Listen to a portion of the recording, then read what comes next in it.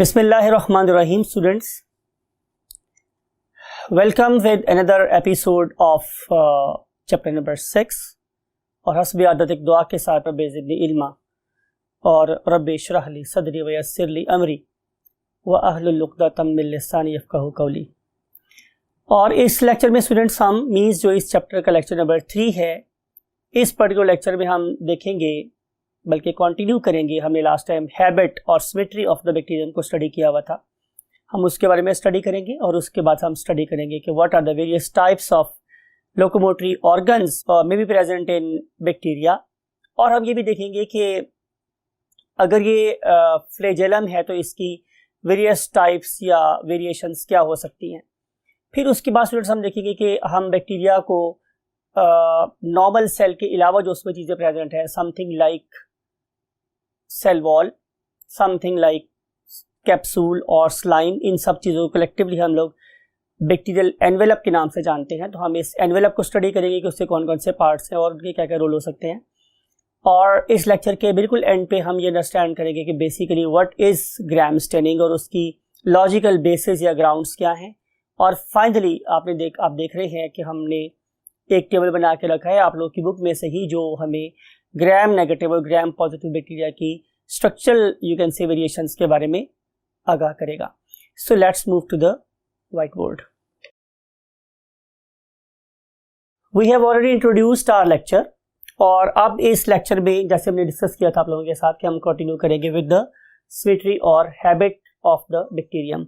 और हम लोगों ने एक हैबिट से रिलेटेड जो बात शुरू की थी, शायद आपको याद होगा, हैबिट और सिमेट्री, और इससे मुतालिक हमने कल ये बात की थी स्टूडेंट्स कि हमारे पास बैक्टीरिया की दो मेन टाइप्स है। उनमें से एक थे बॉल लाइक, और ये जो बॉल लाइक बैक्टीरिया था हमने उसको कोकाई का नाम दिया था, राइट।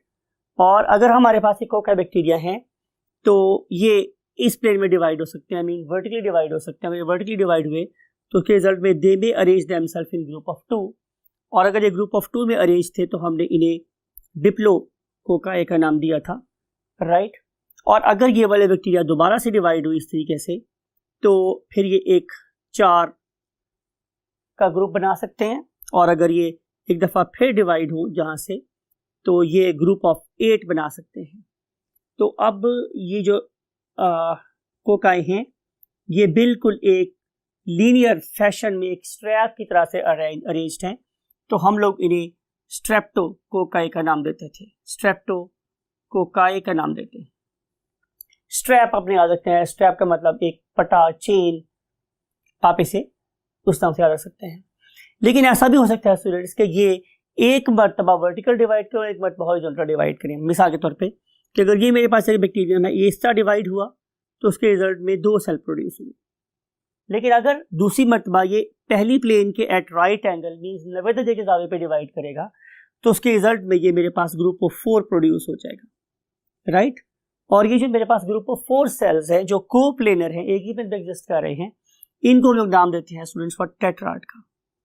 तो टेट्राड, टेट्रापैक से आपको याद होगा कि टेट्राड का मतलब होता है 4, ग्रुप ऑफ 4। तो ये 4 बैक्टीरिया का ग्रुप है जिसे हम टेट्राड का नाम देते हैं। फिर अगर ये दोनों डिवीजन के एट राइट एंगल एक और डिवीजन प्रोड्यूस हो तो उसके रिजल्ट में मैंने लास्ट टाइम डिस्कस किया था आप लोगों के पास कि हमारे पास ग्रुप ऑफ 8 सेल्स प्रोड्यूस होता है, जिसमें ये 4 सामने के सेल है और जो 4 सेल मैं अब ड्रॉ कर रहा हूँ वो इनके बैक पे एग्जिस्ट कर रहे हैं, समथिंग लाइक इट। तो ये मेरे पास एक ग्रुप ऑफ 8 सेल्स प्रोड्यूस हो गया था जो कि एक क्यूब की फॉर्म में, एक 3D स्ट्रक्चर के फॉर्म में प्रेजेंट है। और आप लोगों को याद है हमने इसे सार्सिना का नाम दिया था। तो ये भी एक बैक्टीरियल हैबिट है कि वो ग्रुप ऑफ 8 की फॉर्म में भी रह सकते हैं।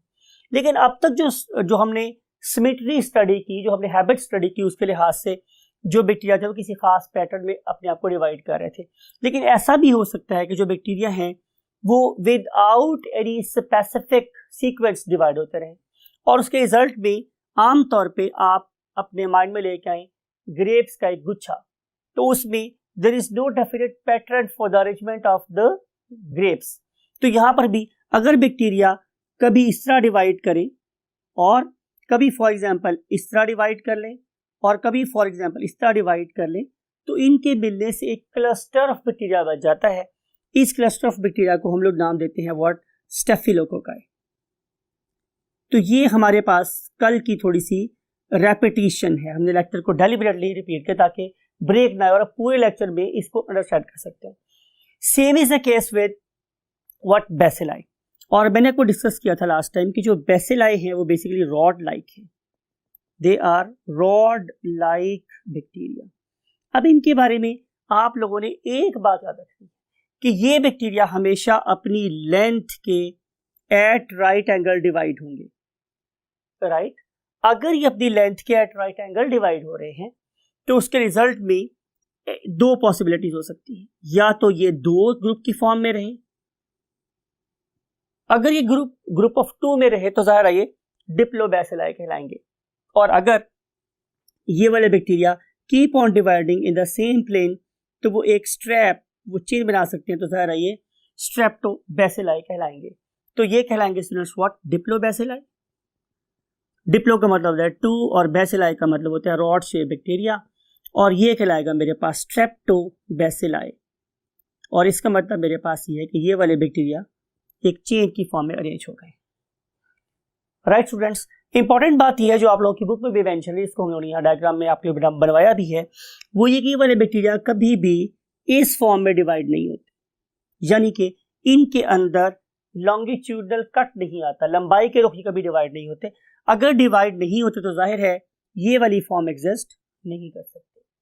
तो ये हम लोगों ने स्टूडेंट्स को डिस्कस किया है अबाउट द वर्ड सिमेट्री। और अब हम लोग चलते हैं नेक्स्ट टॉपिक की तरफ, जिसका नाम हमारे पास क्या है, लोकोमोशन। अब हम चल रहे हैं लोकोमोशन की तरफ, और लोकोमोशन के लिहाज से स्टूडेंट्स इंपॉर्टेंट बात यह है कि बहुत से बैक्टीरिया ऐसे हैं कि जो मोटाइल हैं, राइट। मोटाइल का मतलब है कि दे कैन मूव, उनको तो हम ज़ाहिर है तफसील से यहाँ पे अंडरस्टैंड करेंगे, लेकिन जो इसकी ऑपोजिट फॉर्म है उसे हम क्या बोलते हैं, सेसाइल। सेसाइल का मतलब है कि उनके पास कोई ऑर्गन ऑफ लोकोमोशन नहीं है, नो ऑर्गन ऑफ लोकोमोशन। तो सवाल ये है कि अगर इन ऑर्गेनिजम्स के पास कोई ऑर्गन ऑफ लोकोमोशन नहीं है तो फिर ये मेरी बॉडी में कैसे मूव करेंगे, तो आंसर इज जाहिर है they will join my blood, और फिर मेरा ब्लड इनको मेरी पूरी बॉडी में डिस्ट्रीब्यूट कर देगा, और जहां कहीं भी इन्हें पॉइंट ऑफ एडिशन चिपकने का मौका मिलेगा ये वहीं पे जाके अपने आप को अटैच कर लेंगे और इन्फेक्शन कॉज कर देंगे। अगर मेरे पास बैक्टीरिया मोटाइल हैं तो फिर उनके पास जाहिर है कोई ना कोई ऑर्गन ऑफ लोकोमोशन होगा। उस ऑर्गन ऑफ लोकोमोशन को हम लोग नाम क्या देते हैं जी, उसे हम नाम देते हैं स्टूडेंट्स अ टेल, और ये जो टेल है उसे हम नाम क्या देते हैं, फ्लैजेलम। फ्लैजेलम ये सिंगुलर के लिए इस्तेमाल होती है, एक के लिए, और अगर ये ज्यादा हो जाए, मीन अगर मैंने इसी की प्लूरल को डिस्क्राइब करना हो तो फिर हम लोग उसे बोलते हैं स्टूडेंट्स व्हाट, फ्लैजेला। प्लूरल है फ्लैजेला और सिंगुलर क्या है, फ्लैजेला। अब अगर कोई बैक्टीरिया हो बिल्कुल गंजा, उसके सर पे कोई एक बाल भी ना हो, तो उस किस्म के बैक्टीरिया को हम लोग नाम देते हैं atrichous bacterium, atrichous bacterium, right. On the other hand अगर किसी बैक्टीरियम के ऊपर एक फ्लैजेलम अटैच हो, जैसे कि अभी मैंने ड्रॉ किया हुआ है, तो ये वाला बैक्टीरियम कहलाएगा मोनोट्राइकस। मोनो का मतलब आपको पता है स्टूडेंट्स वन, और ट्राइकस का मतलब होता है फ्लैजेला। तो मोनोट्राइकस बैक्टीरिया ऐसे बैक्टीरिया को कहते हैं जिसके ऊपर एक ऑर्गन ऑफ प्रोपल्शन है, मूवमेंट है, जिसका नाम क्या था, फ्लैजेलम। लेकिन स्टूडेंट्स ऐसा भी हो सकता है कि हमारे किसी बैक्टीरियम के एंड पे एक तरफ ही there may be a tuft of cilia, यानी कि they will be more motile, they will be more active as compare to जाहिर मोनोट्राइकस बैक्टीरिया। तो ऐसे किस्म के बैक्टीरिया को हम लोग नाम देते हैं students lophotrichous bacteria, lophotrichous bacterium.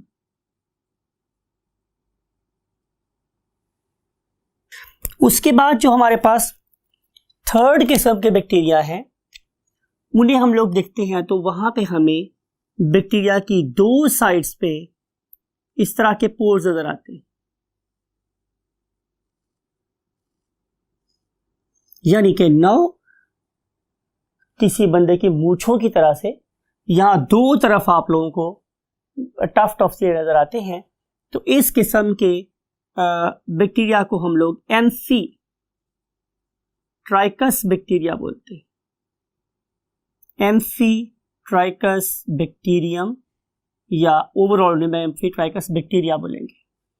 तो चूंकि यहाँ पे ये सिंगल है इसलिए मैं बैक्टीरियम का वर्ड यूज कर रहा हूं। तो ये भी बात आप याद रखें, जब मैं वर्ड यूज करता हूं बैक्टीरियम तो इसका मतलब होता है एक, और बैक्टीरिया का मतलब होता है कि इस तरह के बहुत सारे cell. Means bacteria is a plural word. और डियर स्टूडेंट्स, ऐसा भी हो सकता है हमारे पास कि मेरे पास बैक्टीरियल बॉडी के ऊपर हर तरफ प्रेजेंट हो वर्ड फ्लैजेला। अगर तमाम तरफ फ्लैजेला प्रेजेंट है, समथिंग लाइक इट, तो हम लोग इसे नाम बोलते हैं what, peritrichous bacterium, peritrichous bacterium, right. तो ये हो गई मेरे पास बैक्टीरिया की चार types on the basis of their what, number of flagella. इसके बाद स्टूडेंट्स जो हमारा टॉपिक स्टार्ट हो रहा है वो यहां देखें क्या है, वो है पिलाई एंड देयर फंक्शन। तो सवाल ये है कि पिलाई क्या चीज होती है।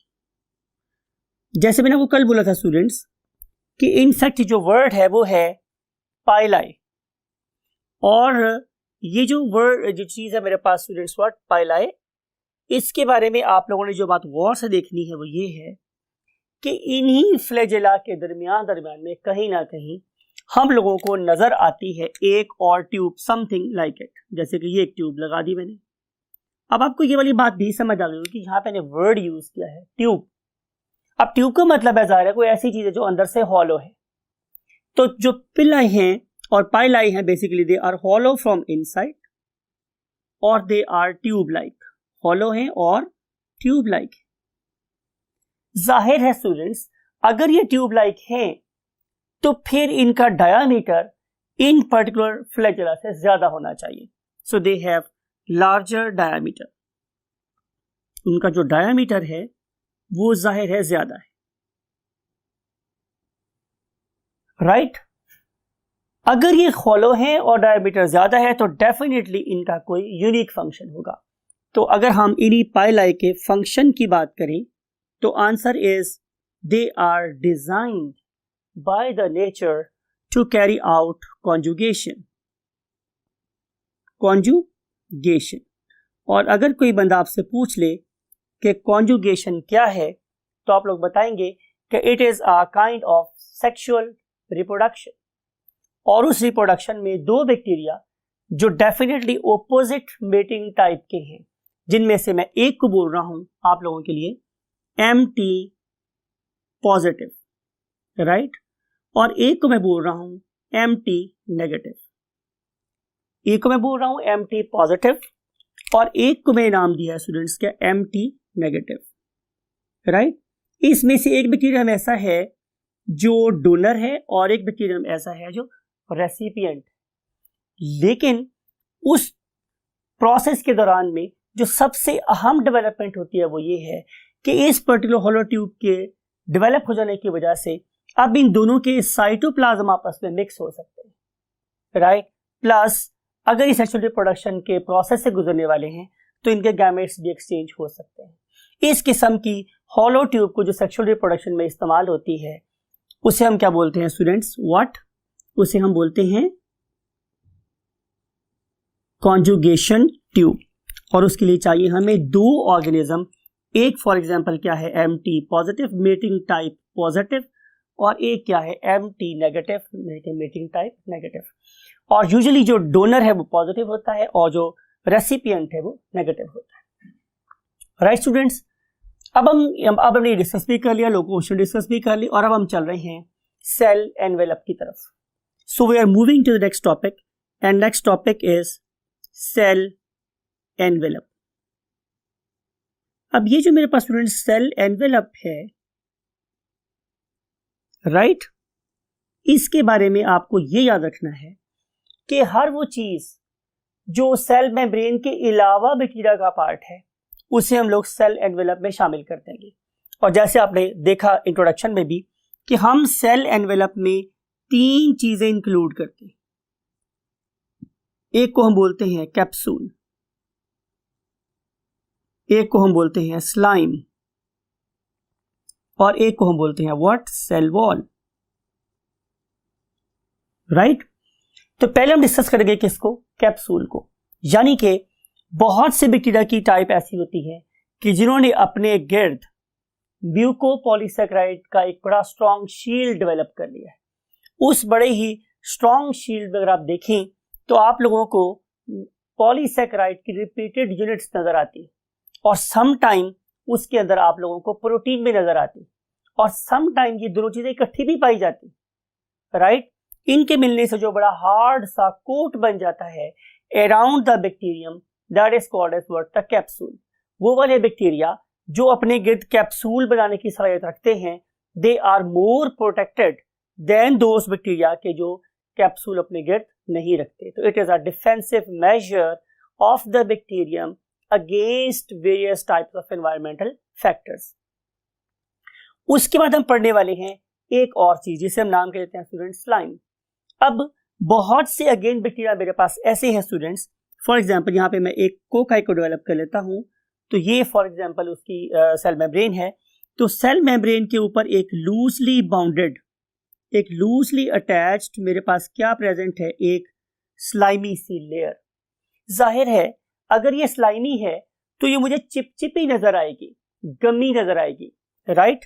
इसलिए मैं वर्ड का यूज कर रहा हूं स्टूडेंट्स, गमी, राइट, और स्लिपरी। और अगर आप इसको देखें तो ये भी एक म्यूकोपॉलीसैकेराइड लेयर है। ये म्यूकोपॉलीसैकेराइड लेयर क्या कर रही है, ये बहुत इंपॉर्टेंट है स्टूडेंट्स। इसलिए मैं इस पर्टिकुलर स्लाइम के ऊपर आप लोगों के लिए वर्ड यूज कर रहा हूं, वेरी वेरी इंपॉर्टेंट। यानी कि शायद वही बात है, ये आपको वो एक नंबर दे सकती है जो आपको मेडिकल कॉलेज में ले जाए, और अगर आप डॉक्टर बन जाएं तो ये चीज आप लोगों को अपने पेशेंट्स को क्योर करने में भी हेल्प करेगी। ये स्लाइम जाहिर है लूजली अटैच्ड होता है with the surface of bacteria. अब जब ये वाला बैक्टीरिया जिसके बाहर स्लाइम का कोट है, जब ये हमारे सेल में जाएगा तो इसकी म्यूकोपॉलीसैकेराइड यूनिट्स ये तेजी से मेरे ब्लड में डिसॉल्व होंगी, और जब ये तेजी से डिसॉल्व होंगी तो ये मेरी बॉडी में पॉइजन के लेवल बहुत ज्यादा जल्दी से इंक्रीज कर देंगी, और as a result in particular organisms की ability to cause acute diseases. Acute का मतलब होता है स्टूडेंट्स जो बहुत जल्दी से बंदे की तबीयत को खराब कर देती हैं, समथिंग लाइक कॉलरा। यानी कि अगर एक बहुत हैवी किस्म का ऑर्गेनिज्म भी है तो कॉलरा की इंफेक्शन के बाद मुमकिन है वो 2 से 3 दिन के अंदर अंदर ही कहां चला जाए, अंडरग्राउंड। तो वो वाले बैक्टीरिया जो जिनके ऊपर स्लाइम की लेयर होती है, they have the more ability to cause disease. यानी कि हम ये बात कर रहे हैं कि presence of slime capsule increases what, the pathogenicity. Pathogenicity का मतलब है disease causing ability of the bacterium. तो वो वाले बैक्टीरिया जो ज्यादा स्ट्रॉन्ग पैथोजेंस होते हैं उनके बाहर स्लाइम का लेयर है, और जिनके बाहर ये लेयर नहीं होगी उनकी पैथोजेनेसिटी या एक्यूट डिजीजेस कॉज करने की एबिलिटी कोरेस्पॉन्डिंगली कम होगी। और अब हम चल रहे हैं स्टूडेंट्स किसके ऊपर, सेल वॉल की तरफ। ये जाहिर है इस लेक्चर का हमारा लास्ट पॉइंट है। अब स्टूडेंट्स इंपॉर्टेंट बात यह है कि सेल वॉल तकरीबन तमाम बैक्टीरिया के अराउंड प्रेजेंट है, लेकिन अगर आपको कल का लेक्चर याद है तो मैंने आपको बताया था कि एक ग्रुप है, एक जीनस है मेरे पास बैक्टीरिया की, जिसे हम लोगों ने माइकोप्लाज्मा नाम दिया था। शायद आपको याद होगा माइकोप्लाज्मा ही वो जीनस थी कि जिसके अंदर हमारे बैक्टीरियल किंगडम के सबसे स्मॉल बैक्टीरिया भी प्रेजेंट थे, राइट। तो इस माइकोप्लाज्मा जीनस की हम बात कर रहे हैं कि इस माइकोप्लाज्मा के जीन के ऑर्गेनिजम्स ये लैक सेल वॉल, इनके बाहर सेल वॉल नहीं होती। और आप लोगों को एक बात और बताऊं कि जो टीबी कॉजिंग बैक्टीरिया है उसका ताल्लुक भी इसी जीनस के साथ है, माइकोप्लाज्मा के साथ। और इस पर्टिकुलर एबिलिटी की वजह से ही, जरा बात को गौर से सुनिए, कि इस पर्टिकुलर एबिलिटी की वजह से ही ये वाला बैक्टीरियम कहीं भी इन्वेड कर सकता है और ये हमें किसी किस्म की टीबी भी कॉज कर सकता है। दैट्स वाई कि खुदा ना खास्ता हमें टीबी लंग्स की भी हो सकती है, टीबी इंटेस्टाइनल भी हो सकती है, टीबी आप लोगों के लिवर की भी हो सकती है, टीबी आप लोगों के बोन्स की भी हो सकती है, टीबी इवन आप लोगों के ब्रेन की भी हो सकती है। और ये सारी जगहों में जो सबसे इंपॉर्टेंट बात है वही है उसको कि उसके पास सेल वॉल नहीं है, तो ये कहीं भी इन्वेड कर जाता है। तो जहां भी ये खुदा ना खास्ता बैक्टीरिया इन्वेड करेगा ये उस किस्म की टीबी कॉज कर देगा। राइट स्टूडेंट्स, तो mycoplasma is a genus that lack cell wall, otherwise जितने भी हमारे पास किंगडम में बैक्टीरिया हैं they have got a cell wall. Right, अब जो सेल वॉल है ये बड़ी यूनिक किस्म की चीज है, बैक्टीरिया के लिए बहुत फायदेमंद चीज है। मिसाल के तौर पे इसकी मिसाल को अंडरस्टैंड करने के लिए हम फिर एग्जांपल लेते हैं जैसे एक टायर की और ट्यूब की।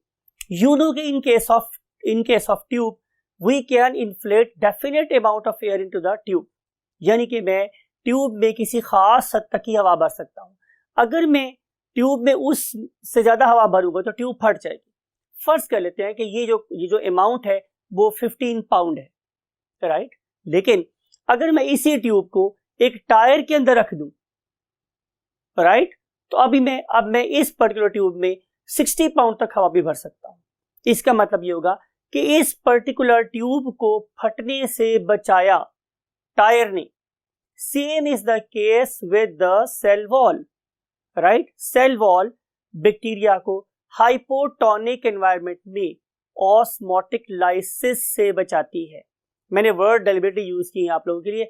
ऑस्मो का मतलब होता है वाटर, ऑस्मोटिक लाइसिस का मतलब है पानी दाखिल होने की वजह से फटने से बचाती है। यानी कि अगर आप इस बैक्टीरिया को बहुत डाइल्यूट सॉल्यूशन में भी रख दोगे तो बैक्टीरिया कभी भी बर्स्ट नहीं होंगे, बिकॉज दे आर बेस्टोव्ड विद, उन्हें नवाजा गया है किस चीज के साथ? सेल वॉल के साथ। अब सेल वॉल की स्टूडेंट्स हमारे पास दो टाइप्स होती है, राइट। एक वो सेल वॉल है जो बहुत थिक है और एक वो सेल वॉल है जो कि बहुत थिन है। इसको अंडरस्टैंड करने के लिए हमने ऑलरेडी एक टेबल बना के रखा हुआ है। उस टेबल के अंदर हम इन दो डिफरेंट टाइप्स की वॉल्स को कंपेयर करेंगे और फिर ये देखेंगे कि अगर हमने इनको डिफरेंशिएट करना हो तो उसके लिए हम कौन सी टेक्निक ऑफ स्टेनिंग यूज करेंगे। So let's move to the next you can say column. Now you can see students, इस टेबल में आपको नजर आ रहा है कि हमने कैरेक्टरिस्टिक्स लिखे हुए हैं डिफरेंट, और डेफिनेटली मेरे आप लोगों की बुक के पैटर्न को थोड़ा सा मजीद अरेंज कर दिया, बिकॉज कि अगर आप अपनी बुक को देखें तो उसमें पेप्टाइडोग्लाइकेन की कोई कंपोजिशन यहाँ लिखी हुई और दूसरी कंपोजिशन यहाँ लिखी हुई है, तो I was not satisfied with the comparison. तो उस कंपैरिजन को एनहांस करने के लिए मैंने इस टेबल को आप लोगों की दुआ से ड्रॉ किया है। अब यहाँ पे देखा आप लोगों ने कि यहाँ पे जो नंबर ऑफ मेजर लेयर्स हैं, ग्राम पॉजिटिव बैक्टीरिया में 1 है और ग्राम नेगेटिव बैक्टीरिया में 2 है, राइट स्टूडेंट्स। अगली बात देखें क्या है कि what is the overall thickness. मैंने आपसे डिस्कस किया था अभी लास्ट पॉइंट में कि इनमें से बाज जो वॉल्स है वो थिक है और बाज जो वॉल्स है वो थिन है। तो आपको याद रखना है कि ग्राम पॉजिटिव बैक्टीरिया के बाहर जो वॉल है वो ज्यादा थिक है और ग्राम नेगेटिव की वॉल कैसी है? Thin. Now compare it, 20 to 80 micrometre is just 8 to 12 micrometre, right. तो ये काफी ज्यादा थिक है as compare to this one. और आप ये भी जरा गौर से देखें कि मैंने आप लोगों के लिए एक और फैसिलिटी यहां प्रोवाइड किया, वो ये है स्टूडेंट्स कि मैंने इसकी सारी वैल्यूज को मोटा लिखा है। Look at this. अगर आपको ये भी चीज माइंड में रहेगी तो पिक्टोरियल मेमोरी आप लोगों को डेफिनेटली अच्छे मार्क्स स्कोर करने में हेल्प करेगी कि इस कॉलम में जितनी वैल्यूज लिखी है मैंने वो देखी, मैंने मोटे मार्कर से लिखी हुई है और यहाँ मैंने सारी वैल्यूज पतले मार्कर से लिखी हुई है। और ये भी जरा गौर से देखें कि मैंने इन सारी वैल्यूज को ब्लू या पर्पल लिखा है, ऊपर लिख भी दिया है कि जो ग्राम पॉजिटिव बैक्टीरिया है वो हमेशा पर्पल स्टेन होते हैं। वो पर्पल स्टेन क्यों होते हैं उसे हम अंडरस्टैंड करेंगे टेक्निक अंडरस्टैंड करने के बाद। और ये जो मेरे पास ग्राम नेगेटिव बैक्टीरिया ये हमेशा पिंक स्टेन होते हैं, उसकी लॉजिक भी बाद में अंडरस्टैंड करेंगे। सो याद रखिएगा कि ये तमाम एफर्ट आप लोगों के लिए है और डेलिब्रेट है कि जो ग्राम पॉजिटिव हैं वो पर्पल हैं और थिक वॉल्ड है, थिक लिखा भी है मैंने। ग्राम नेगेटिव पिंक है, मैंने रेड से लिखा है और थिक थिन मार्कर से लिखा हुआ है, राइट, पतले मार्कर से लिखा हुआ है। फिर उसके बाद आउटर मेम्ब्रेन इनके अंदर कभी भी नहीं होती है और इसके अंदर जाहिर है प्रेजेंट होती है। फिर इसके बाद पेरीप्लाज्मिक स्पेस, प्लाज्मा के बाहर की स्पेस की बात हो रही है, तो इसमें कुछ बैक्टीरिया में ये प्रेजेंट होती है, लेकिन जितने भी ग्राम नेगेटिव बैक्टीरिया हैं उन सब में ये पेरीप्लाज्मिक स्पेस प्रेजेंट होती है, राइट स्टूडेंट्स। फिर उसके बाद इंपॉर्टेंट बात है, जरा गौर से इसको अंडरस्टैंड करें कि अगर हम परमेबिलिटी की बात करें, मींस के कौन सी मेम्ब्रेन चीजों को ज्यादा अंदर आने देती है, परमेबिलिटी। मिसाल के तौर पे अगर आप एक जगह को एजुकेशन में पढ़ रहे हैं और मैं उसको एड्रेस कर रहा हूं, तो मैं गेट पे खड़ा हो जाऊं और मैं ये कह रहा हूं कि जस्ट बॉयज इधर आ जाएं और for example girls they will stop outside, तो इसका मतलब ये है कि आई वाज परमिएबल, मैंने परमिशन दे दी किसके लिए, for the boys, I was permeable for the boys, तो बॉयज इधर आ गए, स्टूडेंट जो गर्ल्स स्टूडेंट्स थी फॉर एग्जांपल वो बाहर रुक गई। ऑन द अदर हैंड दूसरे टाइम में मैंने क्या बोला कि girls may join the class and boys you may stay out, तो at that time I was permeable for the girls. तो परमिएबल का मतलब है कि कोई चीज अंदर आ सकती है कि नहीं आ सकती। सो ये जो मेम्ब्रेन है ग्राम पॉजिटिव की जो थिक थी वो ज्यादा परमिएबल है, उसकी भी लॉजिकल ग्राउंड्स आप लोगों को इसकी केमिकल कंपोजिशन पढ़ने के बाद पता चलेगी, लेकिन आपने याद रखना है कि ये मोर परमिएबल है और ये लेस परमिएबल है। उसके बाद हम आते हैं मोस्ट इंपॉर्टेंट टॉपिक की तरफ, और वो क्या है, केमिकल कंपोजिशन। अब केमिकल कंपोजिशन को भी मैंने डेलिबरेटली रीअरेंज किया है ताकि आपको सही कंपैरिजन का अंदाजा हो सकता हो।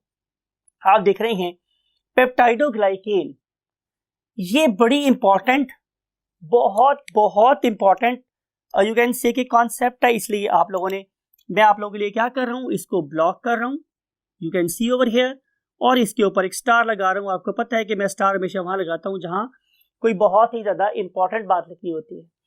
तो पेप्टाइडोग्लाइकेन के ऊपर मैंने ट्राई स्टार लगाया कि बहुत ही इंपॉर्टेंट बात है। इसमें पेप्टाइडोग्लाइकेन की क्वांटिटी 50% ऑफ ड्राई मैस पर है। आपको याद है मैंने आपको बताया था कि ड्राई मैस से मुराद है कि अगर मैं आप लोगों को लूं और मैं आपको डेसिकेटर में रख दूं और आप लोगों की बॉडी में से सारा पानी इवेपोरेट हो जाए, तो बाद में जो मैस बचेगा वो कहलाएगा ड्राई मैस। तो यहाँ पे हमारे पास यही काम हो रहा है कि मैंने किया क्या है कि मैंने पेप्टाइडोग्लाइकेन को जब वे किया after evaporating the whole water, तो उनकी परसेंटेज आई 50%, और यहां पे जस्ट कितनी है स्टूडेंट्स, 10%, राइट। लिपिड इसमें बहुत कम है, जस्ट 1 to 4% है, और इसमें लिपिड हमारे पास 11 to 12% है। अब एक चीज और जो सिर्फ और सिर्फ हमें ग्राम पॉजिटिव वॉल में नजर आती है स्टूडेंट्स, वो क्या है, टिकोइक एसिड। ये वो ब्लॉक्स है बेसिकली जो बड़े लार्जर साइज के हैं, और जब ये अपने आप को अरेंज करते हैं स्टूडेंट्स, तो उनके दरमियान में काफी बड़े बड़े स्पेसेस रह जाते हैं।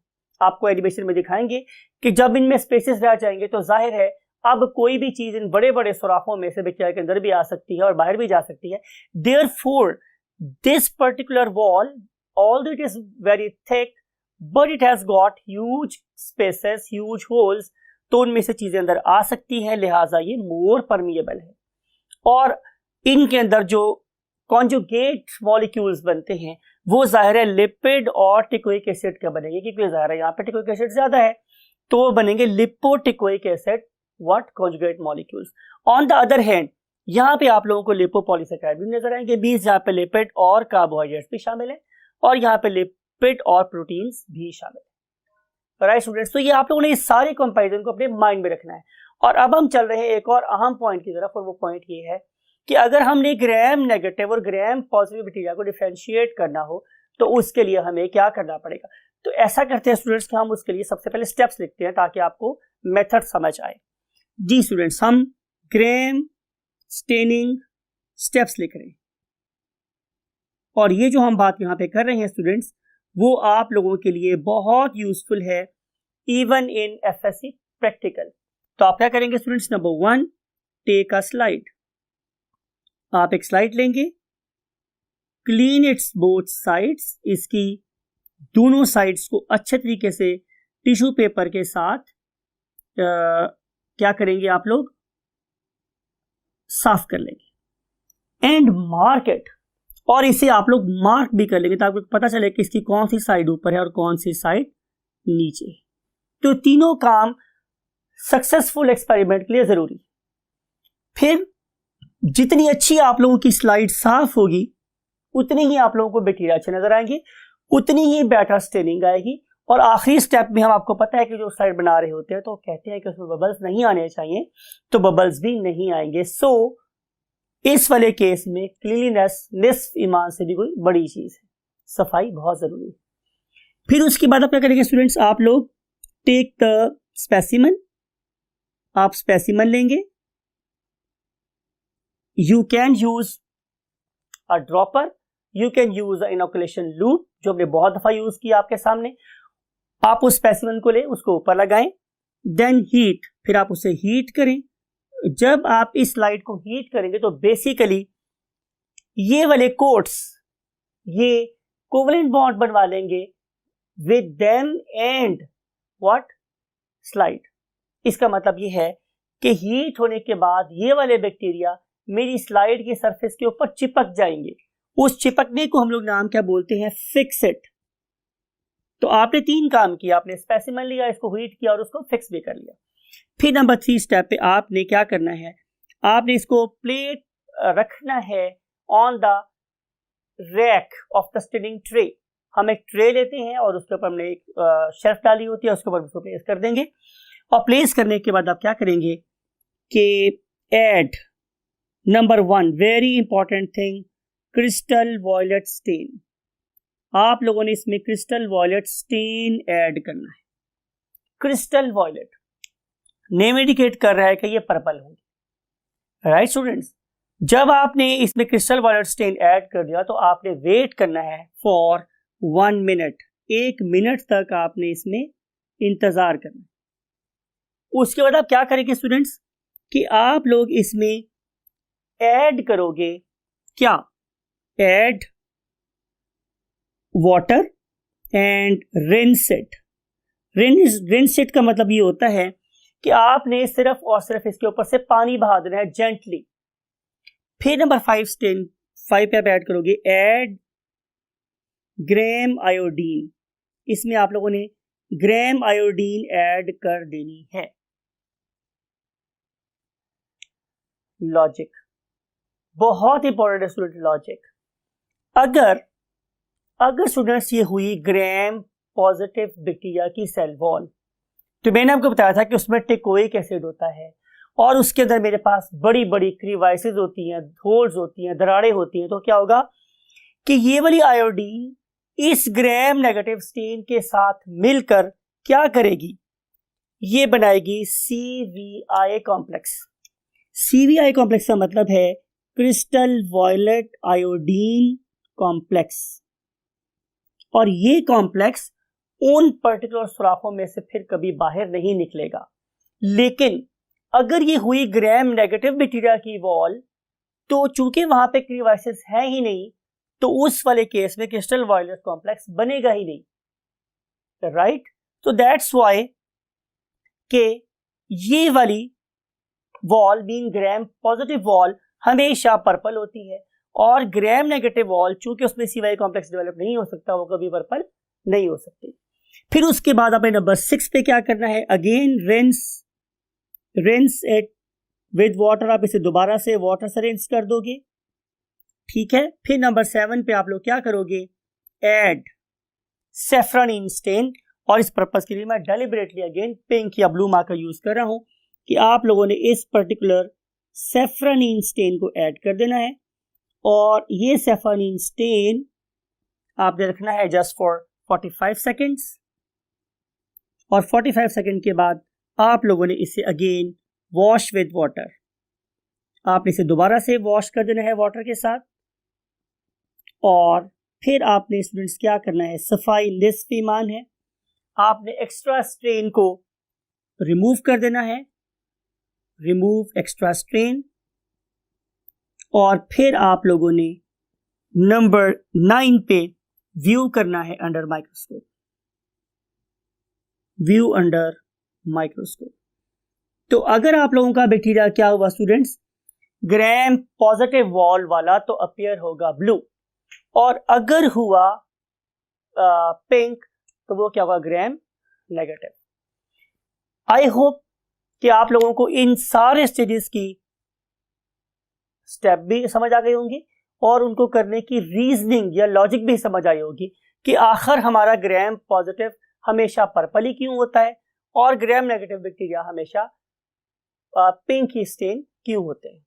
लास्ट टाइम रिपीट कर रहा हूं आप लोगों के लिए क्योंकि ये बहुत इंपॉर्टेंट बात है कि ग्राम पॉजिटिव बैक्टीरिया में CVI complex, crystal violet iodine complex develop होता है, लेकिन चूंकि यहाँ पे सुराख बहुत छोटे छोटे हैं तो वहां पे क्रिस्टल वायलेट अंदर जाता ही नहीं है, आयोडीन वहां पे एंटर ही नहीं होती, तो क्रिस्टल वायलेट कॉम्प्लेक्स नहीं बनता और जब हम उसे वॉश करते हैं तो बैक्टीरिया की सरफेस पे से सारे का सारा उतर जाता है और हम उसको जब स्टेन करते हैं किसके साथ, सेफारिन के साथ, तो डेफिनेटली वो सेकेंडरी स्टेन ऑब्टेन कर लेता है, राइट।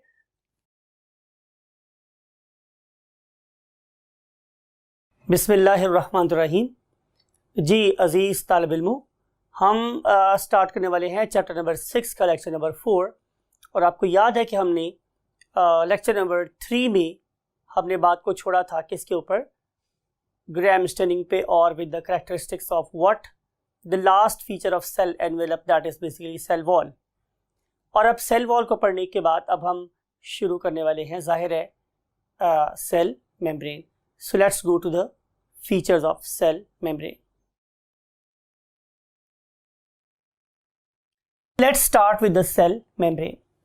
तो स्टूडेंट्स अगर हम किसी एक बैक्टीरियम की स्ट्रक्चर को ड्रॉ कर लेते हैं, से कि अगर ये मेरे पास कोई बैसिलस है, राइट, तो डेफिनेट बात है कि इसमें सबसे बाहर क्या प्रेजेंट होगी, जाहिर है सेल वॉल। फॉर एग्जांपल कि मैंने इस पर्टिकुलर सेल वॉल को ऐसे ड्रॉ कर दिया, राइट, तो इस सेल वॉल के अंदर जो चीज़ मुझे नज़र आएगी दैट इज सेल मेम्ब्रेन। इसका मतलब ये है कि लोकेशन में cell membrane lies beneath cell wall. तो लिख रहे हैं यहाँ पे लोकेशन में कि इट लाइज बीनीथ। जब मैं वर्ड यूज करता हूँ स्टूडेंट्स बीनीथ, तो इसका मतलब होता है नीचे। इसका मतलब स्टूडेंट्स क्या होता है, नीचे। तो ये सेल वॉल के नीचे प्रेजेंट होती है, बीनीथ सेल वॉल, राइट।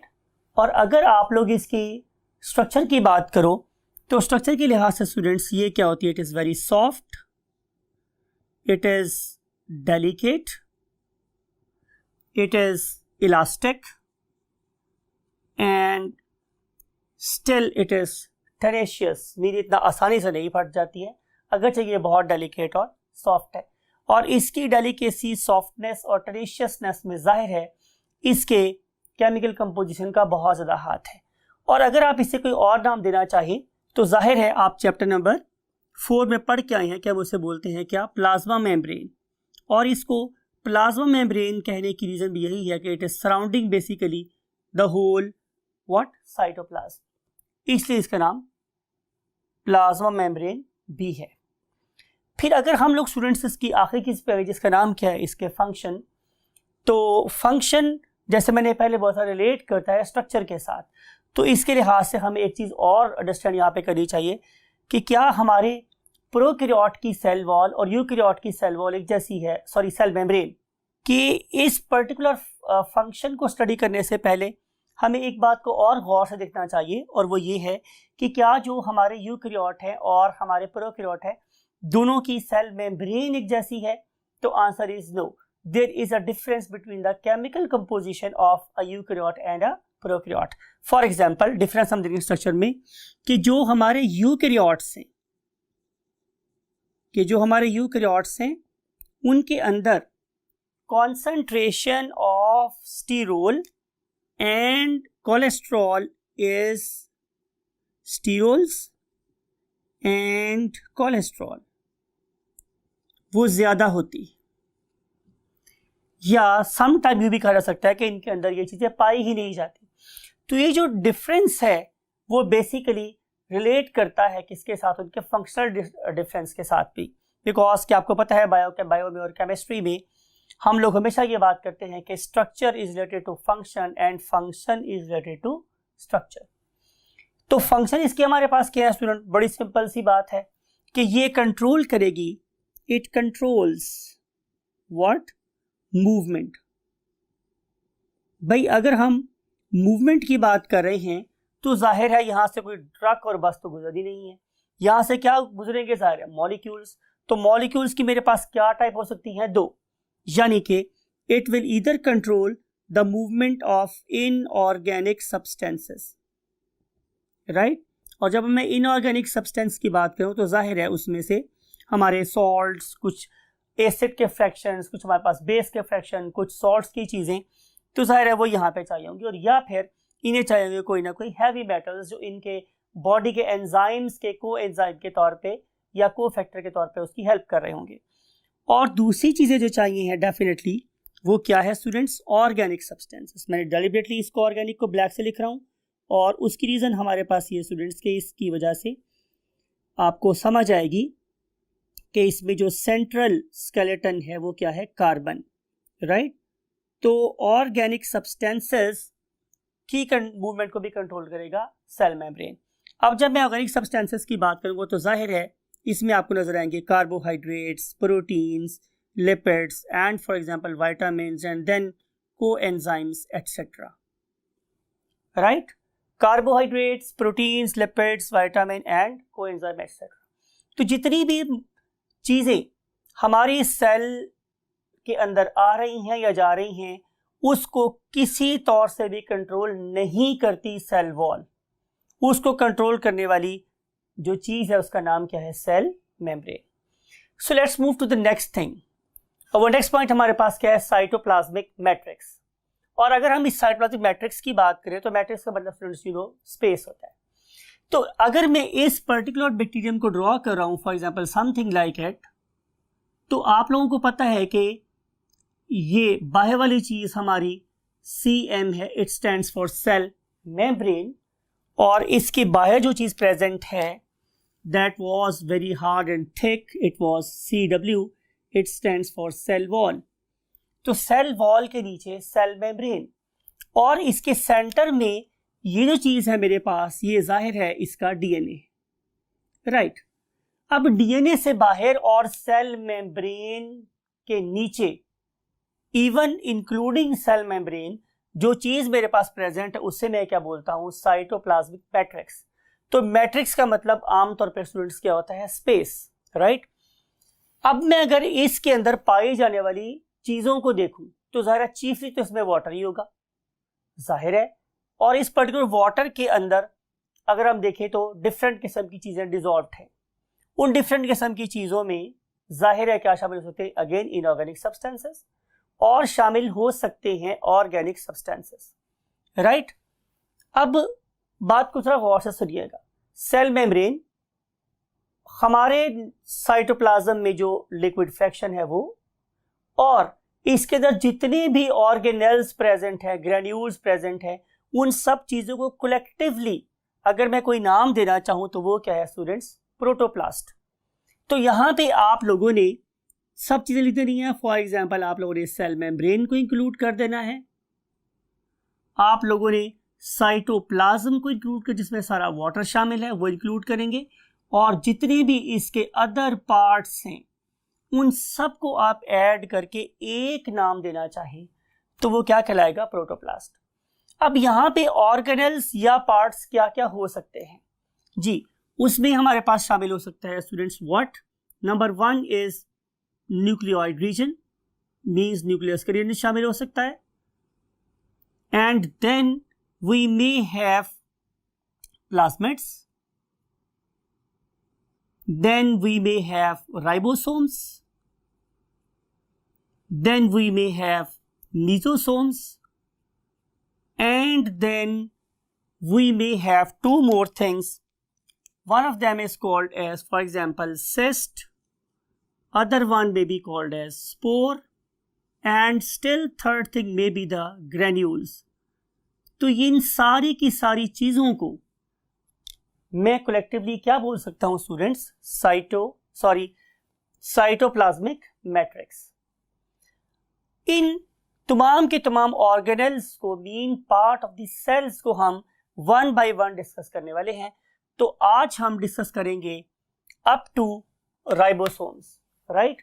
तो हम स्टार्ट करें किसके साथ, न्यूक्लियोइड रीजन के साथ. So that is somewhere here. हम इस वक्त यहां खड़े हैं, here and then here. Right. So बात ये स्टूडेंट्स कि सबसे पहले इसकी लोकेशन हम देखेंगे. आपके लिए मैंने यहां डायग्राम पहले से ड्रॉ की हुई है. तो यू कैन सी कि ये जो मेरे पास इसका हेरिडिटरी मटेरियल है जिससे मैं डीएनए बोल रहा हूं, आप जरा इसकी पोजीशन को देखिए तो आपको पता चलेगा कि इसको न्यूक्लियस कहने की क्या वजह है.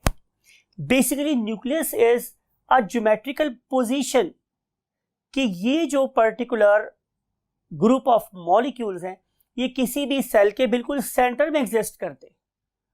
Nucleus mean centre. तो न्यूक्लियस मेरे पास वो जगह है जो किसी भी चीज के एन वस्त में सेंटर में पाई जाए.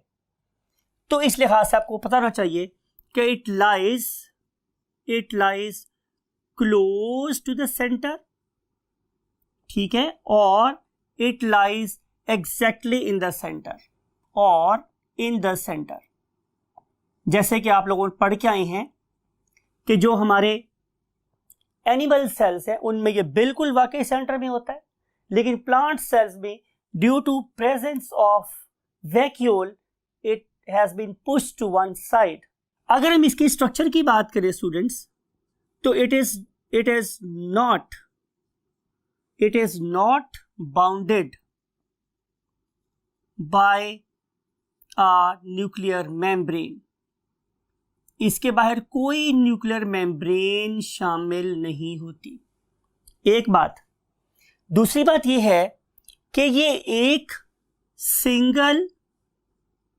सिंगल सर्कुलर डीएनए है.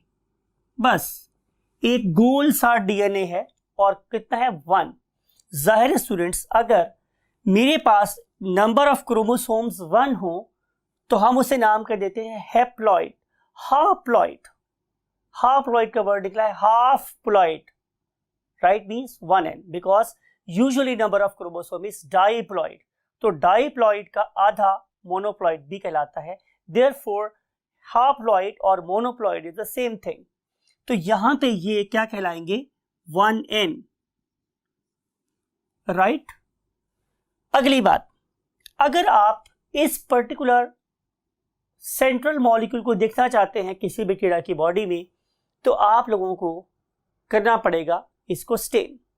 और अगर आप इसको स्टेन करना चाह रहे हैं तो हमारे पास क्रोमोसोम्स को स्टेन करने के लिए एक डिफरेंट स्टेन, एक यूनिक स्टेन इस्तेमाल होता है.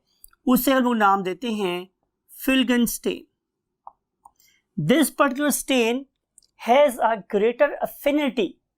इसको न्यूक्लियस और डीएनए बड़ा पसंद है, राइट. तो जो ही हम इसको ऐड करते हैं तो ये फिल्गन स्टेन जाके सीधा क्रोमोसोम से बाइंड होता है, डीएनए से बाइंड होता है. इसकी एफिनिटी, इसकी चाहत किसके लिए, डीएनए के लिए, वो इट इज अबव बोर्ड, कोई शक ही नहीं है. तो ये सीधा जाके उससे अटैच हो जाता है. अब एक बात आपने बहुत ज्यादा गौर से सुननी है स्टूडेंट्स कि हम डीएनए को देखें तो डीएनए एक बहुत लंबा चौड़ा स्ट्रक्चर है, राइट. लेकिन उसके ऊपर जो इंफॉर्मेशन है अगर हम उसे बुक्स की फॉर्म में लिखना शुरू करें तो हम उसके ऊपर कई बुक्स कवर कर सकते हैं.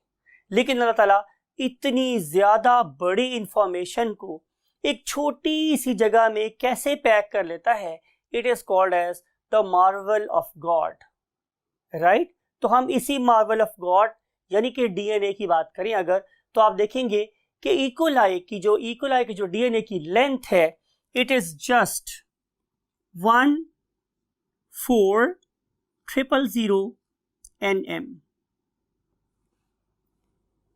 तो जितनी भी बैक्टीरिया की इंफॉर्मेशन है वो सारी की सारी अल्लाह रब्बुल इज्जत ने इतनी छोटी सी माइक्रोस्कोपिक स्पेस के अंदर फिल कर दिया. Therefore it is called as a marvel of God, right students. तो ये इंफॉर्मेशन भी आप लोगों के माइंड में हमेशा रहनी चाहिए. Now we want to move to the next organelle और part of the bacterial cell that is called as a plasmid.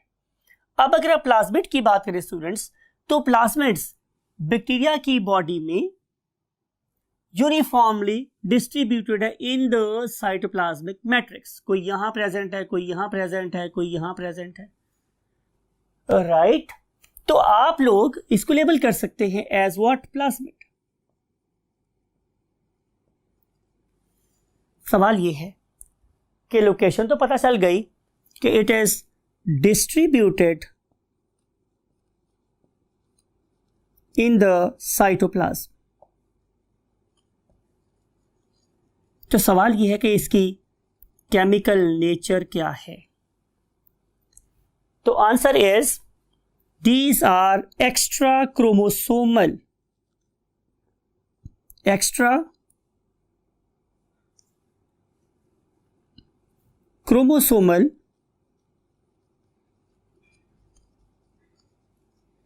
Pieces of DNA हैं। भाई हैं तो ये डीएनए के पीसेस, लेकिन ये डीएनए से जुदा हो गए हैं, सेपरेट हो गए, और सेपरेट होने के बाद उन्होंने किस जगह पे रहना पसंद किया? Cytoplasm. What is it's advantage? इसका एडवांटेज स्टूडेंट हमारे पास ये है कि इससे इस पर्टिकुलर ऑर्गेनिज्म को जेनेटिक वेरिएशंस हासिल होती, राइट। फिर अगली बात स्टूडेंट्स ये है कि जेनेटिक वेरिएशन का इस ऑर्गेनिज्म को सुपेरियरिटी कैसे मिलती है? जेनेटिक वेरिएशन से सुपेरियरिटी ऑब्टेन होगी बिकॉज कि इस particular extra chromosomal piece of DNA के ऊपर बहुत ज्यादा वैल्यूएबल इंफॉर्मेशन लिखी होती है। फॉर एग्जाम्पल, यहां पे रेजिस्टेंस प्रेजेंट होती है against antibiotics, resistance against antibiotics. इसका क्या मतलब है? मिसाल के तौर पे आई एम ए डॉक्टर और आप मेरे पास एक केस लेकर आते हैं। No, I am a literate person. मुझे ये बात पता है कि आप लोगों की बॉडी में एंटीबायोटिक के गलत इस्तेमाल से प्रॉब्लम आ सकती है। तो मेरी ख्वाहिश हमेशा ये होगी कि मैं आप लोगों को पहले एक लो पावर वाली एंटीबायोटिक दूं, फिर मैं आप लोगों को थोड़ी सी और पावर वाली दूं, फिर और पावर वाली दूं। तो अगर आपका कोई जानने वाला मेरे पास आएगा और मैं उसे लो पावर एंटीबायोटिक दूं फॉर एग्जांपल, और अगर उस ऑर्गेनिज्म की बॉडी में पाया जाने वाला bacterium it is provided with the plasmid that has got a gene for antibiotic resistance, तो मेरी वेल सिलेक्टेड मेडिसिन उस बैक्टीरिया का कुछ नहीं बिगाड़ सकेगी, because it has a armoury, it has a shield, it has a defence against my antibiotic. अब मेरी एंटीबायोटिक जो सिलेक्टेड एंटीबायोटिक थी उसका नुकसान हुआ किसको? मेरे पेशेंट को, लेकिन फायदा किसको हुआ? बैक्टीरिया को, क्योंकि इस पर्टिकुलर जीन की वजह से ये वाला बैक्टीरिया मरने से बच गया। आप लोग ये कहेंगे जनाब सर को तो आता जाता है कुछ नहीं है, उनकी मेडिसिन तो फर्क ही कोई नहीं पड़ा। So let's move to the quack. आप किसी क्वैक के पास चले जाओगे। अब क्वैक क्या करेगा? आप लोगों को पहले ही नंबर पे जो उस वक्त की सबसे स्ट्रॉन्ग मेडिसिन होगी दे देगा। अब रिजल्ट क्या हुआ? जाहिर है उस नई इंट्रोड्यूस्ड मेडिसिन के अगेंस्ट चूंकि बैक्टीरिया ने अभी रेजिस्टेंस डेवलप नहीं की, उसके प्लाज्मिड इंफॉर्मेशन कोड नहीं हुई, तो वो ऑर्गेनिज्म जल्दी से ठीक हो जाएगा। तो आप ये समझेंगे जनाब कि एक क्वालिफाइड डॉक्टर से तो एक क्वैक बेहतर है, हालांकि यू आर रॉन्ग। हमेशा सबसे पहले लो पोटेंसी एंटीबायोटिक देनी चाहिए और उसके बाद ग्रेजुअली एंटीबायोटिक्स की रेजिस्टेंस को फेस करते हुए ऊपर जाना चाहिए, ना कि हम नंबर 1 पे ही एक ऐसी मेडिसिन सेलेक्ट कर लें कि जो फ्यूचर में हमें नुकसान पहुंचा सकती हो, क्योंकि जितनी मेडिसिन स्ट्रांग होती चली जाएगी उसका इफेक्ट आप लोगों के किडनीज और लिवर पे उतना ही बढ़ता चला जाएगा, राइट। सो बिलीव कि your doctors they are literate person and they know how to tackle the problem and what could be the safest medicine for the patient, right students. लेकिन बहरहाल इस एंटीबायोटिक रेजिस्टेंस का bacteria को फायदा होता है। इसके अलावा इन पर्टिकुलर प्लाज्मिड्स के ऊपर हैवी मेटल के अगेंस्ट रेजिस्टेंट जीन्स भी प्रेजेंट होते हैं, genes against heavy metal, right.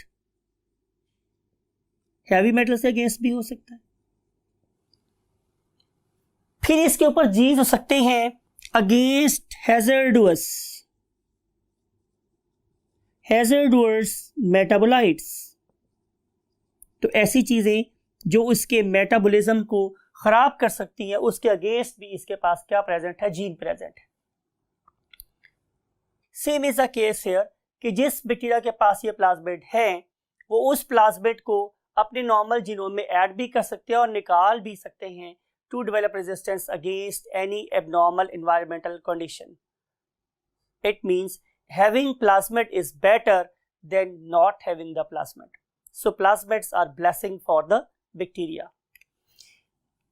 अब अगली बात यह है स्टूडेंट्स कि एप्लीकेशन क्या है इस पर्टिकुलर ऑर्गेनेल की। तो आंसर यह है कि हजरत इंसान ने, ह्यूमन बीइंग ने इस पर्टिकुलर ऑर्गेनेल को यूज किया है। किसके लिए? Humans are using particular organelle for genetic engineering. Genetic engineering. अब जेनेटिक इंजीनियरिंग से मुराद क्या है कि इसके जरिए से हम डिफरेंट किस्म की जीन्स को मॉडिफाई करके ह्यूमन वेलफेयर के लिए इस्तेमाल कर सकते हैं। इस पर्टिकुलर टॉपिक के ऊपर आप लोगों के पार्ट 2 में एक कंप्लीट टॉपिक, एक कंप्लीट चैप्टर प्रेजेंट है। जब हम वहां पे जाएंगे तो इनको अप्लाई करके देखेंगे कि ये प्लाज्मिड ह्यूमन वेलफेयर के लिए कैसे इस्तेमाल हो सकते हैं। राइट, बैक्टीरिया उसको अपने फायदे के लिए इस्तेमाल कर रहा है और जब हमने ये सलाहियत ऑब्टेन कर ली कि हम उनको बाहर निकालें, उनको मॉडिफाई करें, उसमें इंसान की पसंद की जीन इंसर्ट करें और फिर इंसान की पसंद की चीज़ें बैक्टीरिया से बनवाएं, तो इसको हम लोग बोलते हैं genetic engineering. So let's move to the next topic. और वो नेक्स्ट टॉपिक है स्टूडेंट्स क्या, मीजोसोम्स। और एज यूजुअल मैं सबसे पहले डिस्कस कर रहा हूँ इनकी क्या लोकेशन। तो लोकेशन के एतबार से स्टूडेंट्स ये है कि ये वाले ऑर्गेनल्स ये सेल मेम्ब्रेन के साथ ही एसोसिएटेड हैं समवेयर हियर। आपको पता चल गया होगा कि इसके बाहर जाहिर है क्या प्रेजेंट है, सेल वॉल। सो सेल वॉल के नीचे सेल मेम्ब्रेन के साथ एसोसिएटेड हैं ये वाले ऑर्गेनल्स। ये ऑर्गेनल्स बनते कैसे हैं? तो आंसर इज, मैंने लिखा हुआ है आप लोगों के लिए पहले से, बाय द इनवेजिनेशन। अब मैं इसको जरा मोटा लिखता हूं आप लोगों ताकि आप लोगों को समझ आ जाए। By the invagination. इनवेजिनेशन का मतलब होता है by the inward folds. Right, अगर आप लोगों के पास कोई एक दुपट्टा है फॉर एग्जांपल और आप उसकी डिफरेंट किस्म की फोल्ड्स बना लेते हैं, तो हम उसे बोलेंगे कि किसी पॉइंट से दुपट्टा है वो अंदर की तरफ गया हुआ है और उस किस्म में डिवाइड हो गया इनटू फोल्ड्स। राइट, तो वो जो फोल्डेड दुपट्टा है ये किसी स्टैक की फॉर्म में भी हो सकता है। राइट, वो किसी लेयर की फॉर्म में भी हो सकता है। तो इस पर्टिकुलर चीज को हम बोलते हैं क्या, इनवर्ड फोल्ड्स और इन्वेजिनेशंस। राइट, अब अगली बात ये है कि इनसे बनने वाली फोल्ड्स या इस तरीके से बनने वाली स्टैक्स या हमारे पास लेयर्स, राइट, ये किस किस किस्म के फंक्शंस परफॉर्म कर सकती हैं। तो आप लोगों की बुक ने इनके हमें 4 डिफरेंट यूनिक फंक्शंस दिए हुए हैं। नंबर 1 स्टूडेंट्स मेरे पास क्या है, सेल डिवीजन, कि जब आपने सेल्स को डिवाइड करवाना है तो उसके लिए जो सिग्नल्स हैं वो बेसिकली इस पर्टिकुलर ऑर्गेनेल से आ रहे होते हैं। Number 2 is replication of DNA. तो जब हमने डीएनए को रेप्लिकेट करवाना है तो उसमें भी इस तरफ से बहुत अहम रोल प्ले किया जाता है। फिर उसके बाद स्टूडेंट्स में इंपॉर्टेंट थिंग है दैट इज रेस्पिरेशन, यानी कि समझा जाता है कि जो रेस्पिरेटरी एंजाइम्स हैं वो भी इन्हीं के साथ एसोसिएटेड है। राइट, रेस्पिरेटरी एंजाइम्स, और रेस्पिरेटरी एंजाइम्स के बाद जो आखिरी चीज हमारे पास आती है स्टूडेंट्स वो क्या है, एक्सपोर्ट ऑफ एक्सोसेलुलर और एक्स्ट्रा सेलुलर, मीन टू से कि सेल के बाहर, एक्सो का मतलब ही होता है बाहर, एंडो का मतलब होता है अंदर, एक्स्ट्रा और एक्सो का मतलब होता है आउटसाइड। तो जितने भी हमारे पास एक्सोसेलुलर एंजाइम्स हैं उनको रिलीज करवाने में भी इन्हीं मीजोसोम्स का हाथ होता है। अब इसकी जरूरत क्या पेश आई? तो आंसर इसका ये है स्टूडेंट्स कि ऐसा हो सकता है कि बैक्टीरिया को अपनी सराउंडिंग में कोई ऐसा ऑर्गेनिज्म मिले दैट कि जिसकी तरफ से उससे कोई थ्रेट एंड सिग्नल्स आ रहे हों, तो ये बैक्टीरिया भी क्या करेंगे कि ये अपने फाइटर एंजाइम्स को बाहर भेजेंगे ताकि वो उस पर्टिकुलर थ्रेट से क्या करें, निजात हासिल कर लें, get rid of that particular threat. तो उस पर्टिकुलर थ्रेट से ओवरकम करने के लिए अपने आप को ये वाले मीजोसोम्स एंजाइम रिलीज करते हैं to carry out some extra cellular digestion और exocellular digestion against its enemy, right. तो ये था स्टूडेंट्स फंक्शन किसका, हमारे मीजोसोम्स का। और फाइनली हम पढ़ने वाले हैं क्या, राइबोसोम्स।